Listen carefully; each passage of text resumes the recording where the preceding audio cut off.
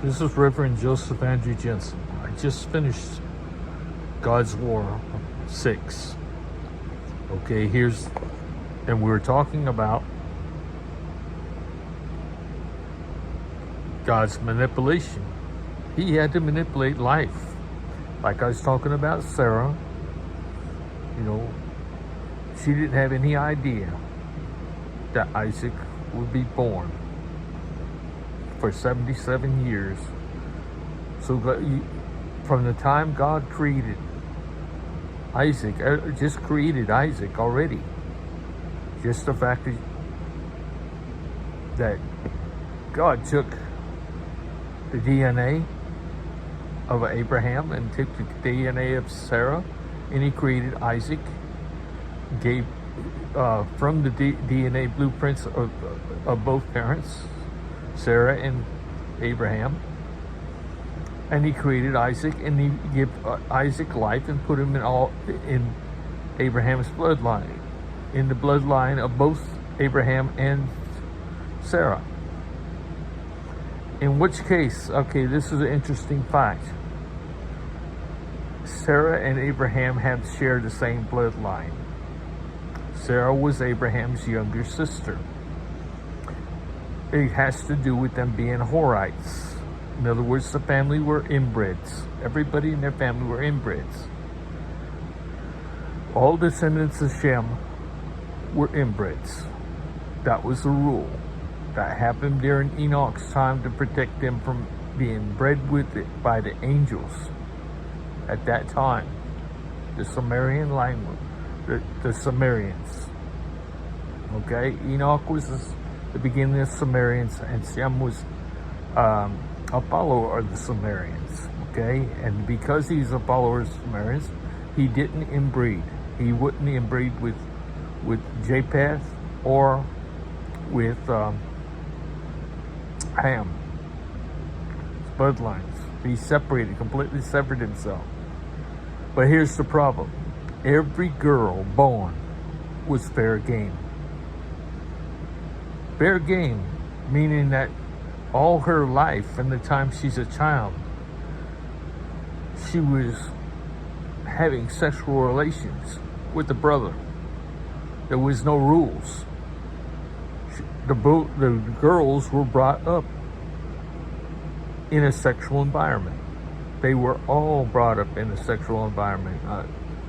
It didn't matter how old they was. They were brought up to watch or participate or to be involved or to be bred with when they got old enough. Even before they were old enough to have children. They were a sick environment, very sick environment. The Sumerians are the same as the Islamic beliefs. No girl is safe. That's why 1/3 of this world is still wearing robes, coverings, covering their eyes and everything else, because all girls, no matter what, are fair game. They don't really have a relationship, a love relationship with women. Those that do know the risk. They have to watch them they have to protect them, because they know that how their culture is. They know that all women are looked at like, okay, she's mine. That's what the Sumerian culture is all about. That's what Abraham had to avoid, because Abraham said no. He took his younger sister with him, and he hauled buggy with it, and he went to Turkey, Haran, Turkey. He didn't actually go to Haran, Turkey. His father went to Haran, Turkey. In Haran, because he was born in Haran, Turkey. Terah realized that the Sumerian language was out of hand, but he was just as out of hand, because even though the Sumerians had 360 gods, one for every day of the year, plus 4 dividing gods, 364 gods. 4 dividing gods to 360 daily gods. On the Kabbah, there's 90, 90, 90. It had to be not Everything has to add up to 360. The days had to add up to 360 days a year, plus every 3 months is winter, spring, summer, and fall. Is 3 months, 3 months, yeah, equals 12 months in a year. That's why you got 12 tribes. You can't have 13 tribes in a system that's using the mathematical formulas. 360 is a number, is a formula, and this is the same thing as the 90 days in the season is for the reason it can't be 1 day difference. They have to make up the difference in is the same in the Roman Catholic calendar and everybody's calendar. It's always got to equal 364. Well, in that case, they had 365 wherever that extra days come from. But 364 days is where the Arabic calendar exists. Pretty close to being 365, we say today. The point of the matter is we were manipulated. Life has been manipulated. I had to say that with Sarah. When Sarah was pregnant with that thing. So life being manipulated means that there is a God. Your life isn't by electricity or some random other energy. No other source of energy. The only source of energy that life can be is by God. We can't define it. We know life is different, and life is, you're predestined. You got predestinations, manifestation. You got all kinds of things go on, but there is no such thing as coincidence. Everything happens for a reason. You was born to have children. You have to have children. God lives inside people. Now, how many preachers up to today, even today, are saying they're going to hell? I'm special.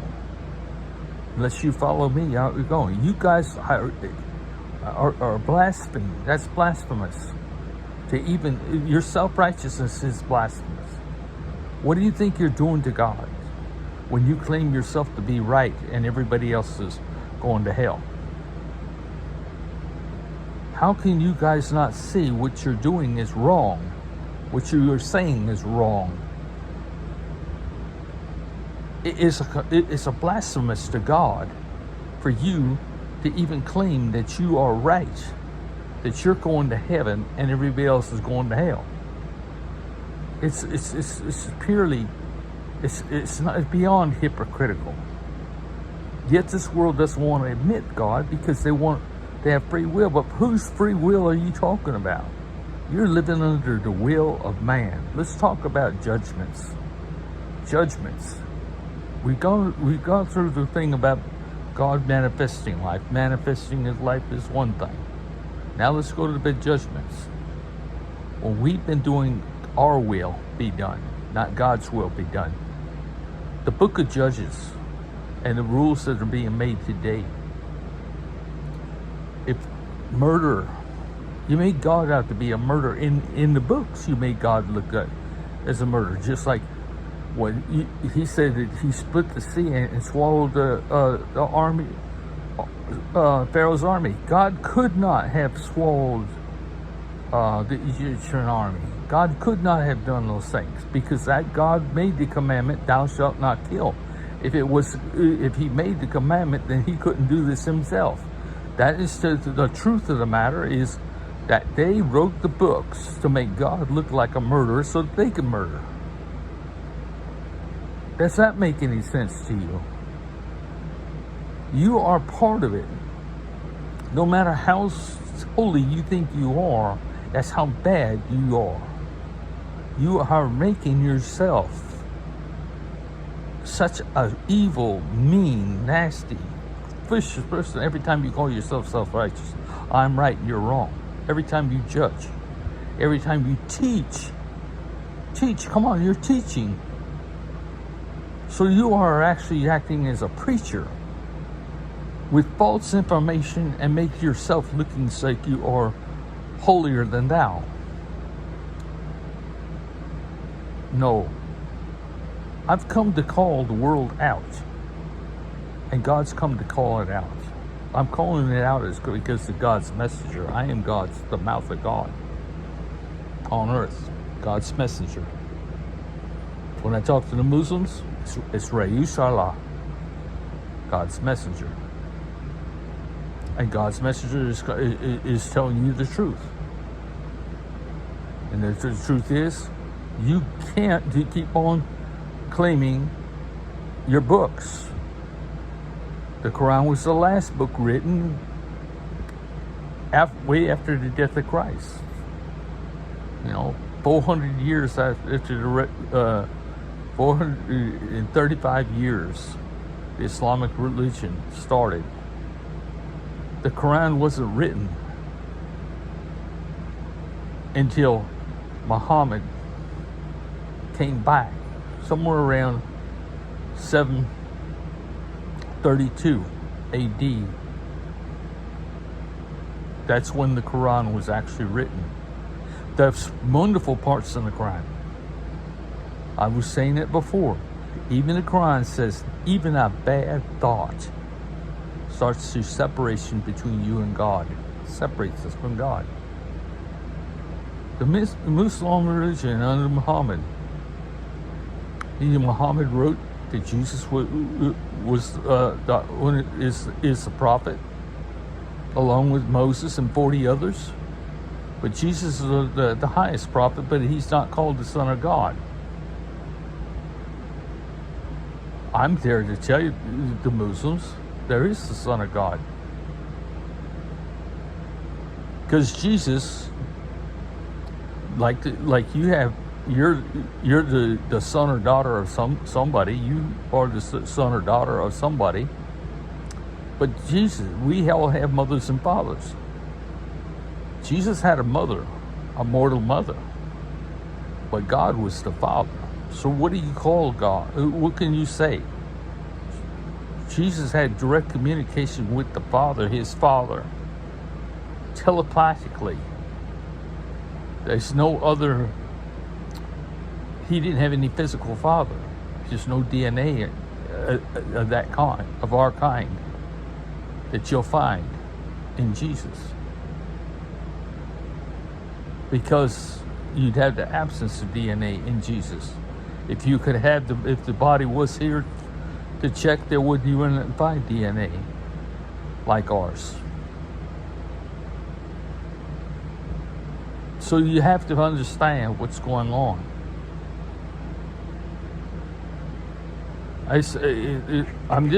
My brain's going to go into a tangent right now because it's thinking about what I'm just said. But the point of the matter is,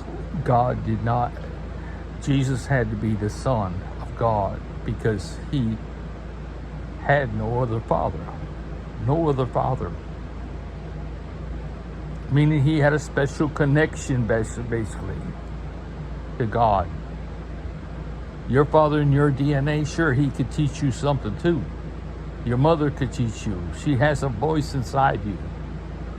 But Jesus didn't have a father to teach him. He had God the Father teaching him, the Creator teaching him. Does that make sense? That's kind of to clarify. But if you don't believe that, don't believe it.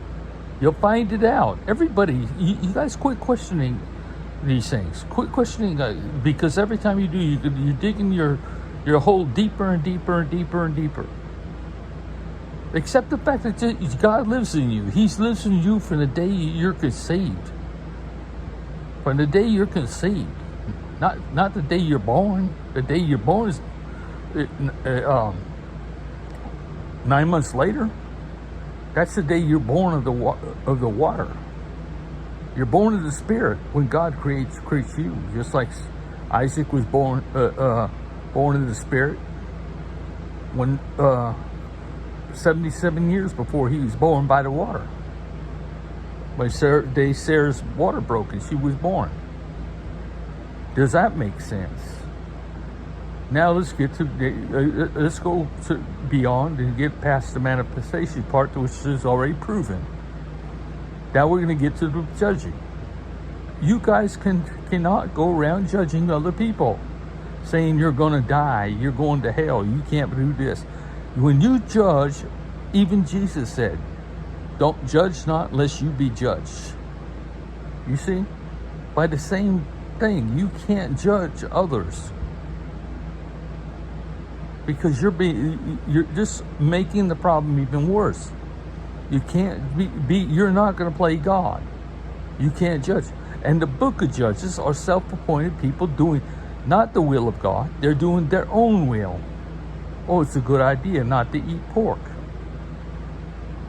Think about today, how many people have eaten pork? How much pork's inside being consumed in the world? Where I'm from, low country barbecue, pork, a whole hog barbecue is famous. And it's one of the reasons I love the South. I mean, I wouldn't live everywhere in the South because I love where I'm at, in the low country PD barbecue. Yeah, whole hog, but it's always whole hog. Well, yeah, we'll cook a Boston butt, we'll cook ribs, but we're famous for the whole hog, and whole hog is the best way to cook a hog. That way, when you have a hog, everybody can taste whatever portions of meat they like, a mixture of it. You want some from the ham, you want some from the shoulder, you want some from the ribs, you want some whatever. It's there. That's what you have, a mixture. You mix it all up. Oh, just like when you have chicken, white meat and dark meat. You know what I'm saying? That's what whole hog barbecue can do. You can't do that any other way. When you separate, ribs from hams and hams from shoulders and things like that. What I'm saying, do you understand that part?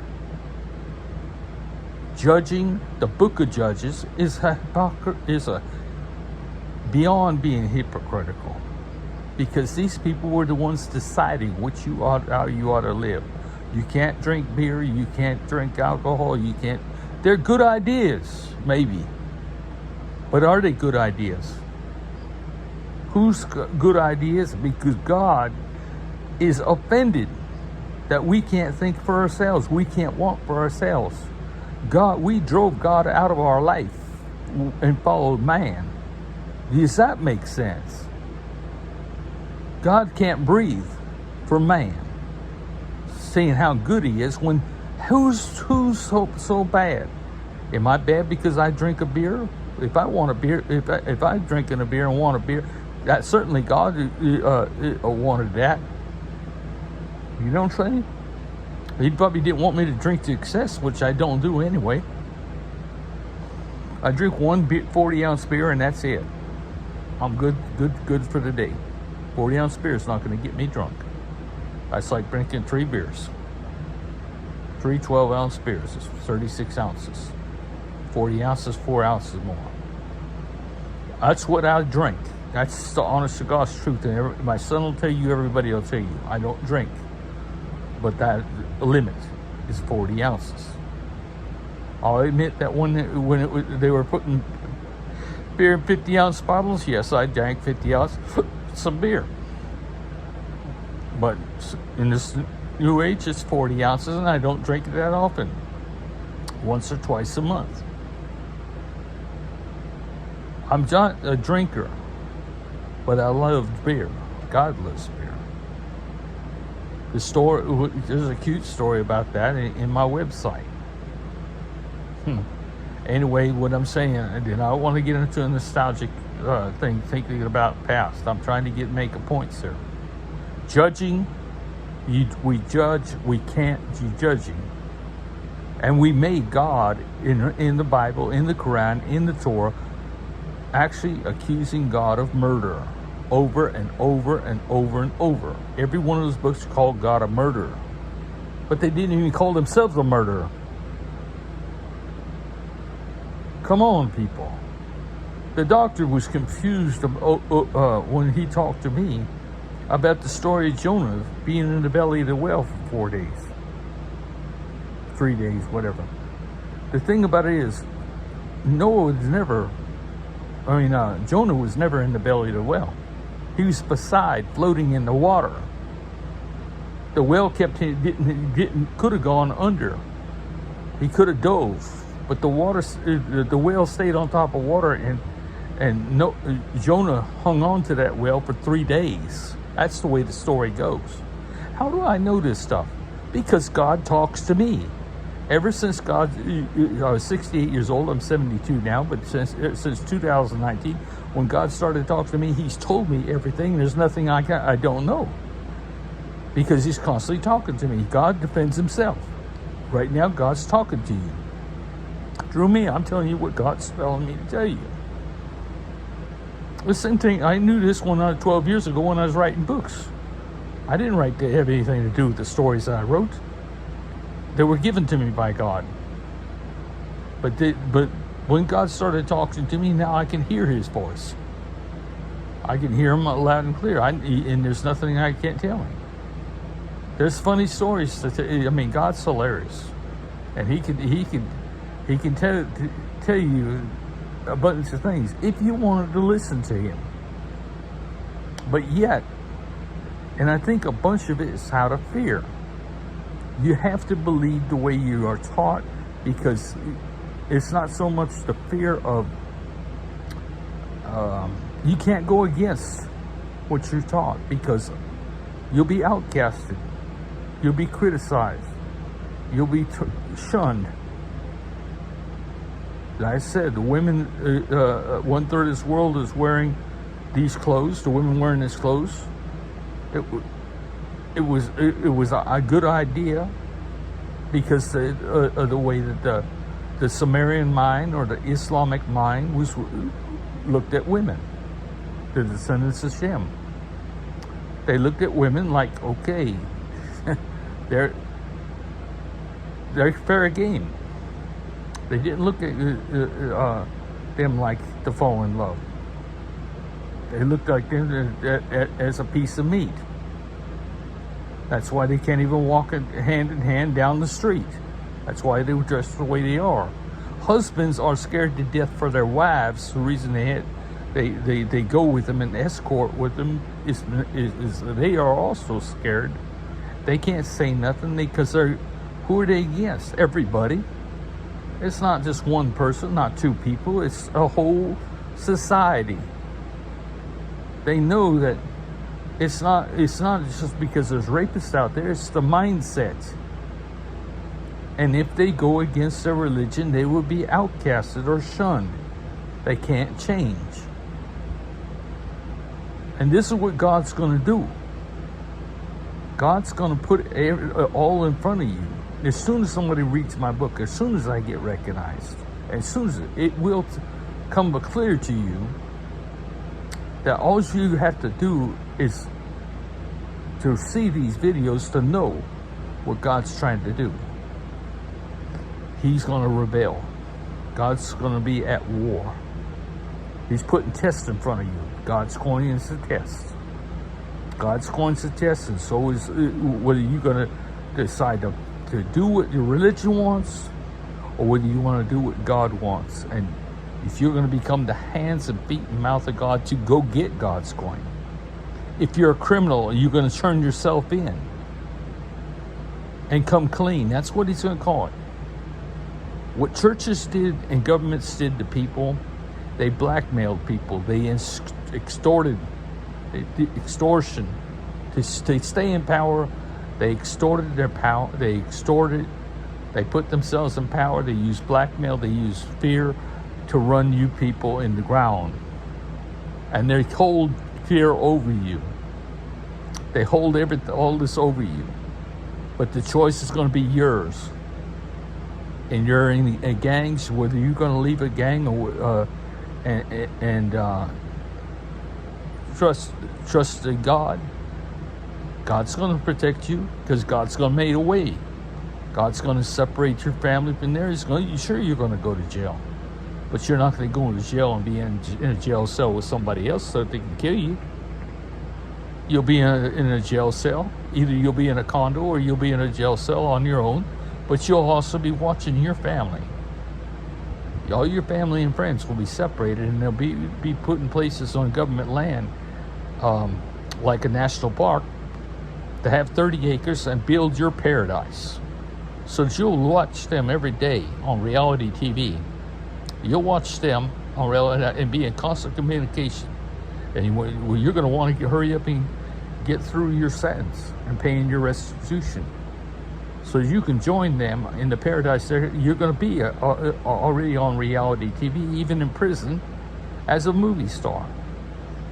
Everybody, the producers that go with your family, the designers, the architects, the engineers, the landscapers, everything that everybody goes there. They're all part of going there to become movie stars.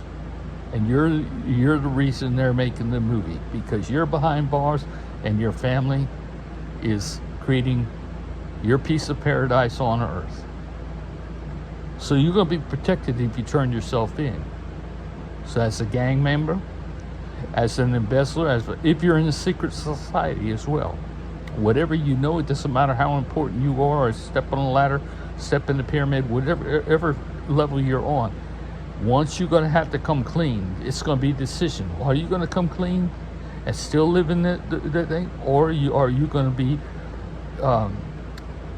let God take charge of your life? Remember where God's at. He's right here inside you. Are you going to give God, are you going to live your life with God? Are you going to live your life?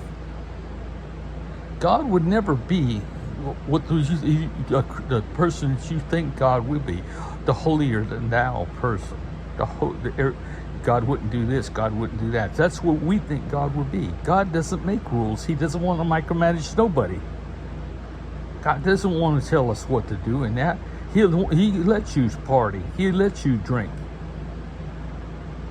It's the world that keeps on deciding what you're going to be like.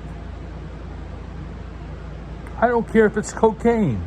Cocaine is a natural ingredient. It was given to this world, but to abuse it, of course, it's not something that you want to abuse. But that's for a person to decide, not for you to decide. The same thing as drinking. For God's sake, the alternative of choosing God right now is a society that when I was in the first time I went to Cairo, the doctor, a cardiologist, I never know who I'm going to meet when there. God sends me to people meet, and the cardiologist we met, and God had me meet this fella this fella meet me because he knew the actual name of the pill the person has, so they could die in their sleep overnight.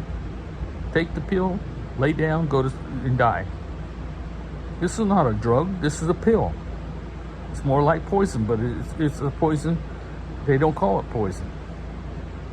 It'll shut you down. You go to sleep. What's what God does? When you go to die, a guy points a gun at your head and he shoots you. You're going to never feel the bullet. You'll never feel the bullet unless the entirety of the bullet. Because God immediately, He doesn't leave your body. He doesn't leave your spirit. He just turns out the lights. Switches off the brain. You go into a coma. You're still breathing. You might still be breathing. You might be dead. But you're not going to feel it because you'll be immediately with the people in your DNA that are in your blood, because your blood's still inside you, whether it's pouring out of you or not. If it's pouring out of you and you're dying, you'll be with them.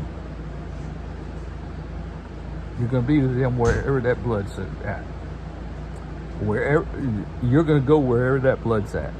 And you're going to see your family. You're going to see your relatives. You're going to see your ancestors. You're going to meet everybody for the first time, the ones that you miss the most, all your loved ones that are died, and everybody else. That's exactly what you're going to see, because you'll be in a coma. You'll be with those in the DNA. You'll wake up. You'll be alive in like a dream world with your family. But it's not a dream world, it's actually living. You'll be alive in your DNA, but you won't realize the bullet. You won't feel it. You won't see the mess. You won't see nothing. You'll be immediately, because your mind was switched. You're brain dead to the world, but you're not brain dead. You're just not breathing. You just don't realize you're breathing. You just don't realize the pain, the suffering. You could be alive. They keep you alive on ventilators. They can keep you alive doing chest compressions. They just, whatever reason, if you're still alive or in a coma, getting over the shock, you could have jumped off a cliff and you're brain dead, but until your body repairs itself, you'll be in a coma, but you'll be in heaven all that time. Where's heaven? In your DNA. Where's God? Inside you. But what's God happening to God? God is suffering. God is suffering. He didn't switch all those little things that I said that God, you can't feel a thing until God pushes a button or pulls the lever to feel something. But now God, that doesn't mean that God doesn't feel it. God feels everything first. He tastes everything first. He smells everything first. He hears everything first. You should understand, he sees everything first. You can't think without God pulling the lever and allowing you to think. The blood's got to flow through the brain before you to think. You see, understand what I'm saying? So this is what the world is not talking about, not trying to understand, because we're killing each other. When you kill somebody, if you're killed, the unborn, just like you were inside your parents, for God knows how many years, from the time that God chose to put them together, you was created. You was born then, and you was put in somebody in your parents' DNA. There was a time when you lived in everybody in your DNA that you don't realize, and Jesus said, "Suffer the children to come unto me, for such are in the kingdom of heaven." For such are in the kingdom of heaven. Children, you was a child in your DNA as well. Before you was born, the unborn. But God has to have children, and DNA has to have children. Everybody has to have children to be born again, to live in again. If we never have any children, God can die. We can die. We become extinct. We extinct ourselves and we extinct God by not having children. Where is this world headed with homosexuality, with the LGBTQ or whatever? You know what I'm saying? All these, the gay community. Where would God be, and with the people working and not having children because they got pursuing their careers? We were headed to our own extinction. This is what the world's been doing. We're destroying ourselves, but God's coming to give us a choice. God's not here. He's gone, but God's creating the choice. And this video has to do with recognition.